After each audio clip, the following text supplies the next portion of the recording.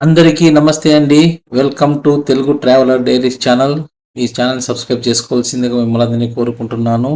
ఈరోజు మనం ఒక సరికొత్త వీడియోతో మీ ముందుకు వస్తున్నాము. ఆ వీడియో ఏంటంటే అనంతపురం నగరానికి దగ్గరలో ఉన్నటువంటి బెంగుళూరు అనంతపురం హైవేకి 1.5 కిలోమీటర్ దూరంలో ఉన్నటువంటి మౌనగిరి క్షేత్రం. ఈ క్షేత్రం యొక్క ప్రత్యేకత ఏంటంటే ఇక్కడ మనకు 39 అడుగుల ఎత్తైనటువంటి హనుమంతుల వారు ఏకశిలా విగ్రహంతో చెక్కిన హనుమంతుల వారి విగ్రహం ఇక్కడ హైలైట్ అండి. చాలా ప్రశాంతమైన వాతావరణంలో ఈ క్షేత్రం ఉంది. రామ రామ రామేతి రమే రామే మనోరమే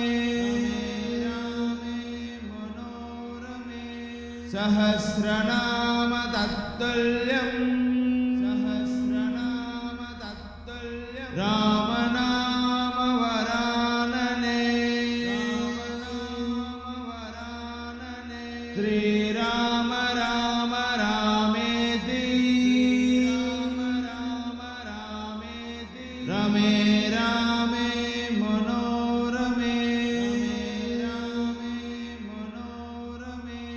సహస్రనామ తత్తుల్యం రామనామ వరాననే శ్రీరామ రామ రామేతి రమే రామే మనోరమే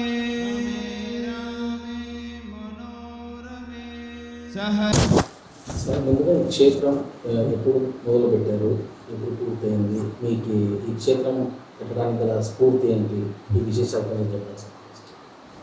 ఇది వచ్చేసి 1999 కార్గిల్ వార్ వచ్చింది కదా. అప్పుడు నేను బల్లార్ దగ్గర ఉన్నటువంటి బరమగిరి కుండల్లో నేను తప చేసుకునేవాడిని. 42 days అయిపోయిన తర్వాత స్వామిగారు సాక్షాత్కరించి పలానా చోట ఆశ్రమం అవుతుంది, నువ్వు మొదలుపెట్టు అని చెప్పేసి అన్నారు. అంటే ఎక్కడ అని చెప్తే వారు క్లియర్గా నాకు చూపించారు. అది నిజమా కాదా అని చెప్పేసి అంటే యథార్థంగా నీకు పలానా గుర్తులు ఉంటాయి, ఆ గుర్తులు ఉంటే నిజం అనుకు, లేకుంటే వదిలేసే అని చెప్పేసి అన్నారు. ఆ తర్వాత అనేక మందికి శిష్యులకు కూడా మంత్రోపదేశం చేయొచ్చు అని చెప్పేసి చెప్పడం జరిగింది.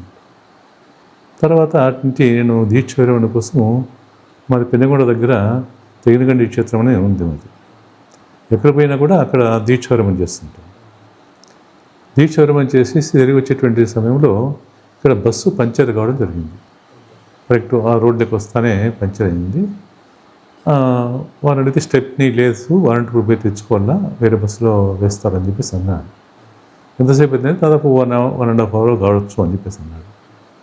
సో అదే సమయానికి వేరే మనిషి వచ్చి ఇక్కడ ఆగినారంటే ఇటు బస్సు పంచర్ అయింది అని చెప్పేసి అన్నాను. పదాం పై చూద్దాం పలానా చోటుకి అని చెప్పేసి వచ్చినాను. అంటే కరెక్ట్గా ఇక్కడ నాకు స్వామి గారు ఏవైతే చూపించారో గుర్తులు, ఆ గుర్తుతో వచ్చిన చూసిన తర్వాత ఇది యథార్థము అని నేను భావించుకొని అప్పటి నుండి కార్యక్రమాన్ని మొదలుపెట్టుకుంటూ వచ్చేసాను. అది 2007 నవంబరు 23 విగ్రహ ప్రతిష్ఠ అనుకున్నాము. విగ్రహ ప్రతిష్ఠ అయిపోతే 2007లో అది కింద పడిపోవడం జరిగింది.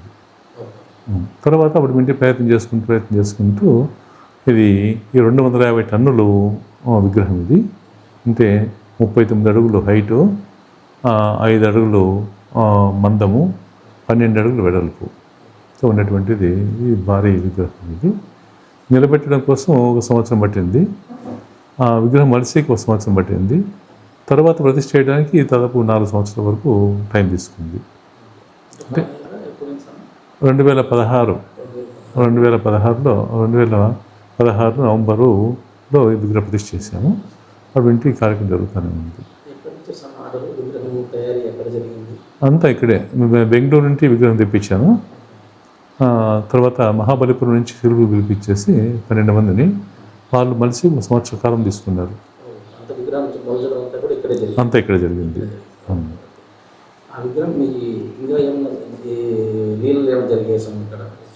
లీలలు అంటే చాలా జరిగినాయి. ఇన్ని చెప్పుకోవడానికి అవకాశమే లేదు. నేను ఒకసారి అక్కడ గృహలో కూర్చొని తపస్సు చేసుకుంటాడు. గ్రామస్తులు వచ్చేసి చూసి ఇదేం దీని కూర్చున్నాడు, ఏం చేస్తున్నాడు అని చెప్పేసి వాళ్ళు రహస్యంగా వచ్చి చూడడం జరిగింది. చూస్తే అప్పుడేమైందంటే నా చుట్టూ వేల కొద్ది పాములన్నీ కూడా పరిగెత్తి వస్తూ నా చుట్టూ తిరిగినట్లు వాళ్ళకి కనిపించాయి గృహలో. వాళ్ళు భయపడి అప్పుడు మింటి అక్కడ ఆ ప్రదేశానికి ఎవరు రారు, ఇప్పుడు కూడా ఎవరు వాటికి పోరు. ఇక్కడ ఇక్కడ పెద్ద గుట్ట ఉంది, ఈ గుట్టలో ఒక గవి ఉంది, గృహం ఉంది. ఆ గృహలో నేను దీక్ష చేసేటువంటి వాడిని. అంటే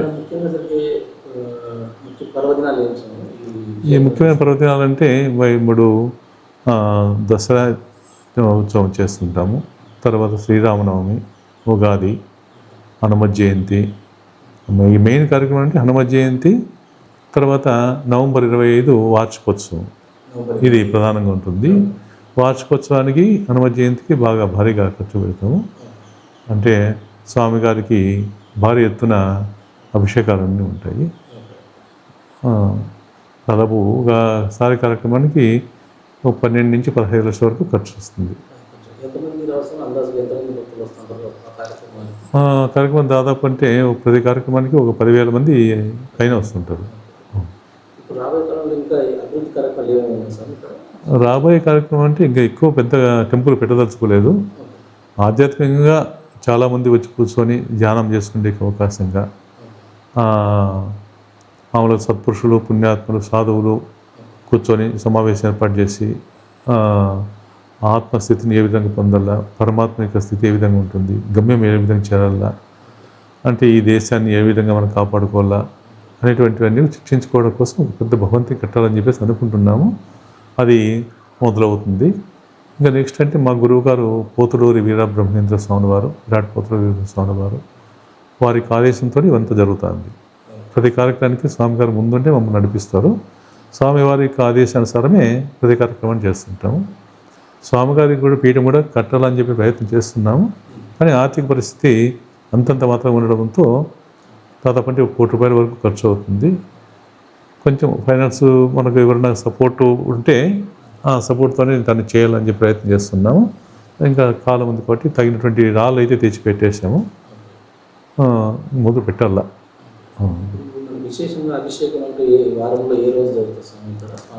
మామూలు అభిషేకాలు వచ్చేసి నిత్యము ప్రతి శనివారము, ఆదివారము, మంగళవారము ఉంటాయి. పర్వదినాలంతా కూడా అభిషేకాలు ఉంటాయి.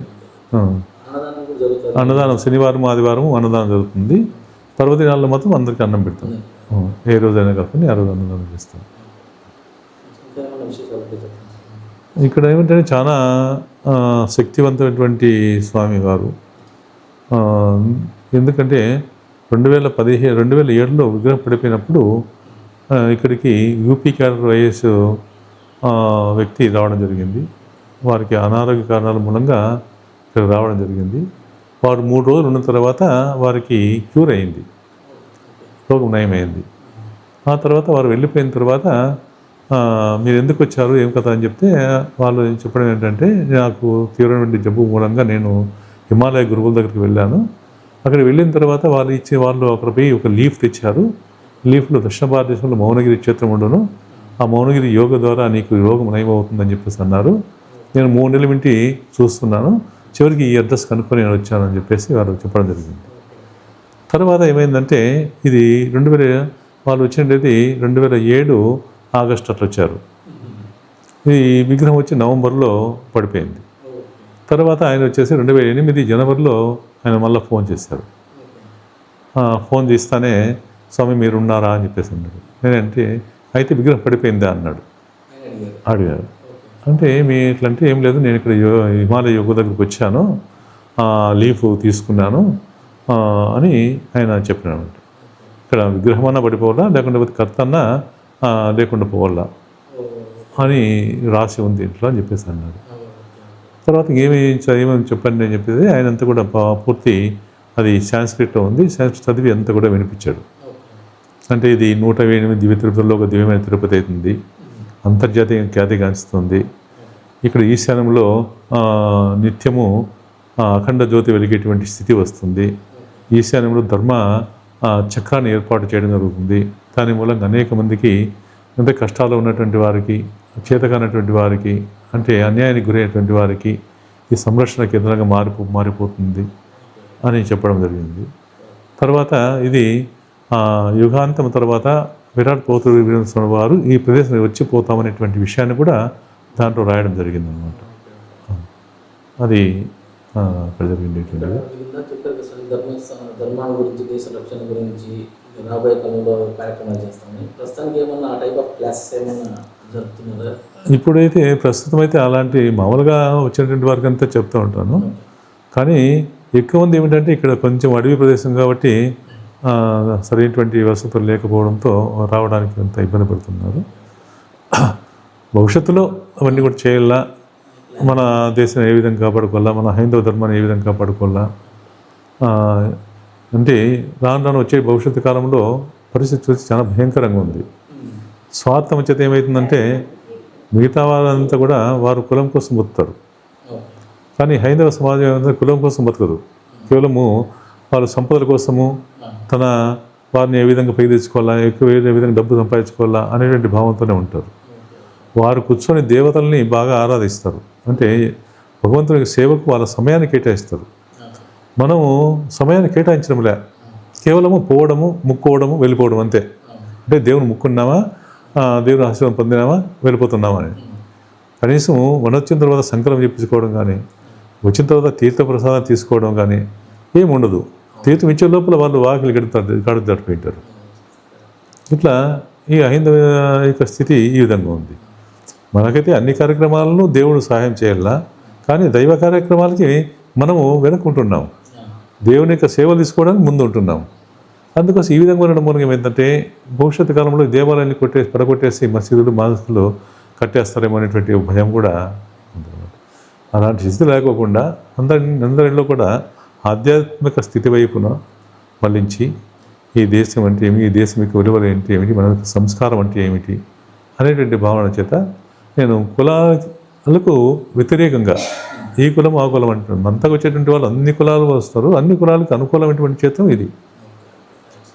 ముఖ్యంగా స్వామిగారు చెప్పడం ఏమిటంటే ఈ క్షేత్రాన్ని దర్శించినటువంటి వారికి మామూలుగా క్షుద్ర ప్రయోగాలు అన్నీ ఉన్నాయి కదా, బ్లాక్ మ్యాజిక్ అంటారు, క్షుద్ర ప్రయోగాలు అంటారు. ఇలాంటివన్నీ కూడా ఈ ప్రదేశంలో వచ్చి నిద్ర చేస్తే వాటి ప్రభావాలు ఏమాత్రం పనిచేయవు. ముఖ్యంగా ఇక్కడ ఉండేది నిద్ర చేయడానికి అవకాశం ఉంది. కొంచెం ఆర్థిక పరిస్థితి బాగలేక కొంత నిదానంగా డెవలప్మెంట్ చేసుకుంటూ పోతున్నాము. అది ఇప్పుడు ప్రస్తుతం అయితే 6 రూములు మాత్రం ఉన్నాయి, ఉండేవాళ్ళు ఉండేకి అవకాశం అయితే ఉంది. ఇంకేమిటంటే స్వామివారి యొక్క ప్రభావం చాలా విచిత్రంగా ఉంటుందన్నమాట. ఒకసారి ఇక్కడ వేసినటువంటి రాళ్ళను తోలకపోవడం కోసం ప్రయత్నం చేశారు ఫస్ట్లో ఎత్తుకోపోవడానికి. అందుకని 2 బండ్లు కట్టుకొచ్చి 2 బండ్లు తొలగవుతా అంటే 2 బండ్లకు పాములు ఎదురైపోయి స్టాప్ చేశాను. ఆ పాములు చూస్తాను ఇదేమిటి అని చెప్పేసి ప్రకారంగా దాస్తుని వాళ్ళు రాళ్ళు వేసేసి వెళ్ళిపోతుంది. అది సంఘటన. అదే కేసు. మరి ఒకసారి ఏమైతే 2005లో ఇక్కడ ఏదానికి వాకని ఉండేటువంటివి కాదు, ఇంకా రూమ్ మాత్రమే ఉండేటువంటిది. అప్పుడు అంతా పెద్ద డెవలప్మెంట్ కాలేదు, అయితే ఎక్కువ ధాన్యం అవి ఉండేటువంటివి. అప్పుడు చేస్తారంటే ఒక 4 దొంగలు వచ్చేసి ఇక్కడ అవన్నీ ఉండేటువంటి బియ్యము సామాన్లు అన్నీ కూడా మూట కట్టుకున్న తర్వాత ఎవరు వచ్చినట్టు అలికిడైందంట. ఎవరు వచ్చారని చెప్పేసి బయటకు పోయి చూస్తారు. బయటకు పోయి చూస్తే ఎవరు లేరు. మన భ్రమ అని చెప్పేసి మళ్ళీ మూట కట్టుకున్నారు. మళ్ళీ కట్టుకుని సేమ్ అదే వచ్చేసింది. బయటకు చూస్తే ఎవరు లేరు. వాళ్ళు మనలో ఎవరు తగ్గింటారు అని చెప్పేసి 3 మూటలు కట్టుకొని వాళ్ళు బయటికి ఇక్కడికి ఒక శక్తి వాళ్ళని తిప్పులాడుకుంటూ పోతే వాళ్ళు పరిగెత్తుకుంటూ పోయి ఆయాసంతో అక్కడ రోడ్లో ఉన్నటువంటి హోటల్ దగ్గరికి పోయేసి అక్కడ ఆగినారు. ఆగిన తర్వాత వాళ్ళు చెప్పడం ఏంటంటే ఇక్కడ మన ఆశ్రమానికి పోయింటివి, ఏమైందో కానీ మమ్మల్ని తిప్పుకొని వచ్చిన తర్వాత మేము పరిగెత్తి వచ్చినాము, మూట కూడా పరిచయం. యాక్చువల్లీ మేము దొంగతానికి వచ్చినాము, కానీ అక్కడ ఏం చేయలేకపోయినాము. ఇంతవరకు మా జీవితంలో జరిగింది మొట్టమొదటిసారి అని చెప్పేసి వాళ్ళు చెప్పడం జరిగింది. ఆ విషయాన్ని మాకు వాళ్ళు చెప్పినారు. ఇట్లా స్వామి ఏమైనా వస్తువులు పోయాయంటే చూస్తే ఇక్కడ బయట మూటలు ఉన్నాయన్నమాట, సామాన్లు ఉన్నాయి, తెచ్చి మళ్ళీ పెట్టుకుంది. చాలా ధన్యవాదాలు.